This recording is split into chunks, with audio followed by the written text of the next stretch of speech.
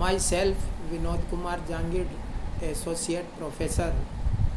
मित्रों, आप सभी का इस चैनल में स्वागत है। मित्रों, आज हम बीकॉम पार्ट फर्स्ट के EFM paper first business economics के अंतर्गत लॉ ऑफ डिमांड की विवेचना करेंगे। लॉ ऑफ डिमांड के अंतर्गत इसकी डेफिनेशन और इसकी एजम्पशंस और इसके एक्सेप्शन आदि पर ख़ास तौर से फोकस किया जाएगा। लॉ ऑफ डिमांड से मांग का नियम किसी वस्तु की कीमत और मांग मात्रा में विपरीत संबंध को व्यक्त करता है। मांग का नियम किसी वस्तु की कीमत और उसकी मांगी जाने वाली मात्रा के मध्य विपरीत संबंध को बताता है। इंग्लिश में इसे इस प्रकार डिफाइन कर सकते हैं: the law of demand reflects the inverse relationship between price and demand. अन्य बातों के समान रहने पर मांग का नियम कीमत और मांग मात्रा में विपरीत संबंध को व्यक्त करता है। कुछ परिभाषाएं इस प्रकार है, जैसे प्रोफेसर मार्शल के अनुसार, जब वस्तु का मूल्य घट जाता है तो उसकी मांग बढ़ जाती है, और जब मूल्य बढ़ जाता है तो उसकी मांग घट जाती है। इस प्रकार मांग और मूल्य में विपरीत संबंध को मांग का नियम कहा जाता है। इसी प्रकार प्रोफेसर थॉमस के अनुसार एक निश्चित समय में किसी वस्तु या सेवा की प्रचलित मूल्य पर ऊंचे मूल्य की अपेक्षा अधिक तथा नीचे मूल्य की अपेक्षा कम मांग की जाती है। निष्कर्ष रूप में किसी वस्तु के मूल्य और उसकी कीमत के या मांग के बीच विपरीत संबंध के गुणात्मक कथन को या इसकी गुणात्मक व्याख्या करता है। मांग का नियम एक क्वालिटेटिव स्टेटमेंट है, न कि क्वांटिटेटिव स्टेटमेंट, क्योंकि मांग का नियम किसी वस्तु के मूल्य में होने वाले परिवर्तन के फलस्वरूप उस वस्तु की मांगी जाने वाली मात्रा की परिवर्तन की दिशा का ही बोध कराता है। अर्थात परिवर्तन या तो दिशा के अंतर्गत मांग बढ़ेगी या दिशा के अंतर्गत मांग घटेगी। लेकिन यह एक परिमाणात्मक कथन नहीं है, क्योंकि यह इस बात की व्याख्या नहीं करता कि कीमत में परिवर्तन होने के फलस्वरूप मांग मात्रा में कितनी मात्रा में या कितना प्रतिशत परिवर्तन होगा। तो इस प्रकार मांग का नियम केवल मांगी जाने वाली मात्रा और कीमत में विपरीत संबंध को ही बतलाता है। इस नियम की कुछ मान्यताएं हैं। इन मान्यताओं के पूरा होने पर या लागू होने पर ही यह नियम लागू होता है। जैसे अन्य बातों के समान रहने के अंतर्गत उपभोक्ता की आय स्थिर रहनी चाहिए, उपभोक्ता की आदत, रुचि, फैशन और स्वभाव में कोई परिवर्तन नहीं होना चाहिए, संबंधित वस्तुओं तथा अन्य वस्तुओं के मूल्य भी अपरिवर्तित रहने चाहिए, निकट भविष्य में वस्तु के मूल्य में किसी भी प्रकार का परिवर्तन नहीं होना चाहिए, वस्तु विशेष की किस्म में कोई परिवर्तन नहीं होना चाहिए, और वस्तु की कोई नई प्रतिस्थापन वस्तु की खोज नहीं होनी चाहिए। इसके अलावा वस्तु की प्रकृति प्रतिष्ठा सूचक व दिखावटी भी नहीं होनी चाहिए।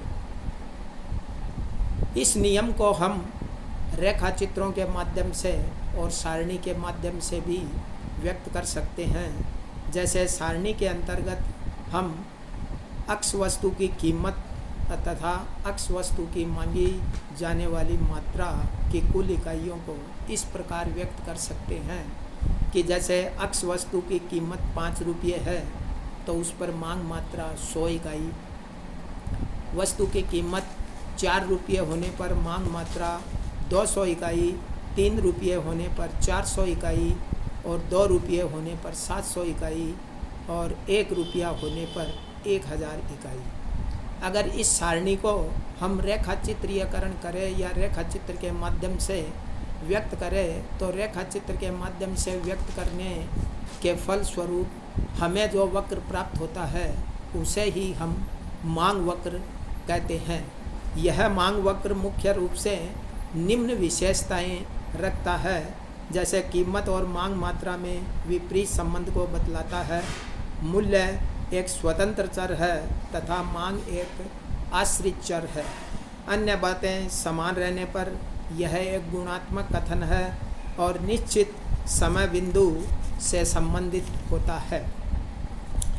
यदि हम मांग के नियम की व्याख्या करें, व्याख्या करने का तात्पर्य है कि अधिकांश मांग रेखाएं बाएं से नीचे दाईं तरफ क्यों गिरती है, अर्थात why most demand curve slope from left to downward from left to right, अर्थात ये बाईं ओर क्यों गिरती हुई होती है।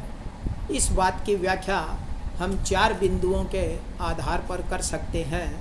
पहला, जैसे सीमांत उपयोगिता ह्रास नियम के अनुसार, सीमांत उपयोगिता ह्रास नियम के अनुसार जब एक उपभोक्ता किसी वस्तु की अधिकाधिक इकाइयों का निरंतर इस्तेमाल करता है तो उसे सीमांत उपयोगिता घटती हुई प्राप्त होती है।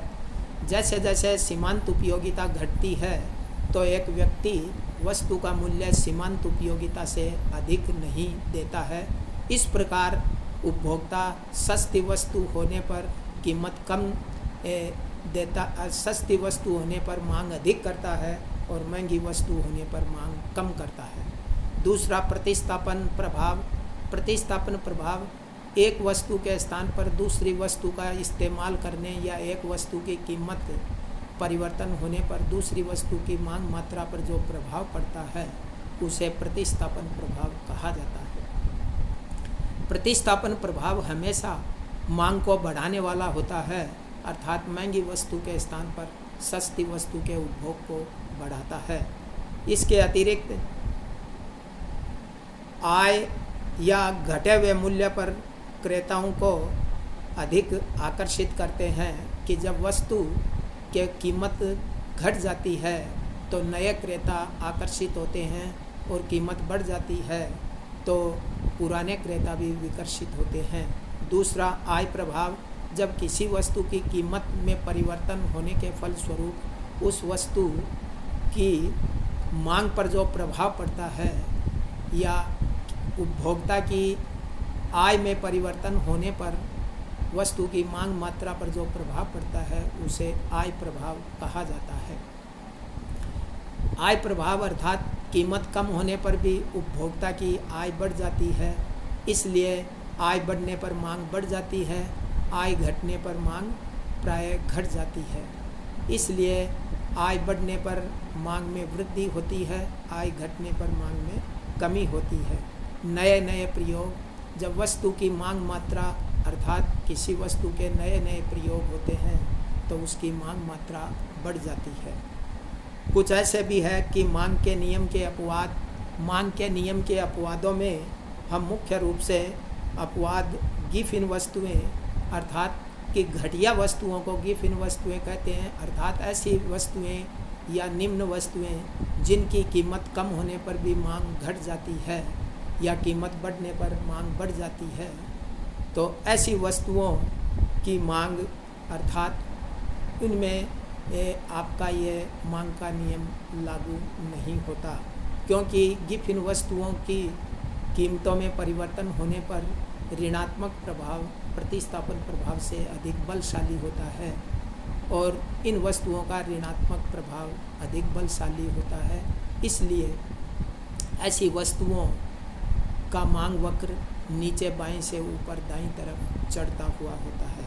इसके अलावा भविष्य में वस्तु के मूल्य में और अधिक कमी या वृद्धि की संभावना हो, जैसे युद्ध या महामारी, तो भी बढ़ते हुए मूल्य पर मांग बढ़ेगी, घटते हुए मूल्य पर मांग कम होगी। दुर्लभ, मूल्यवान और प्रतिष्ठा सूचक वस्तुओं पर यह नियम लागू नहीं होता।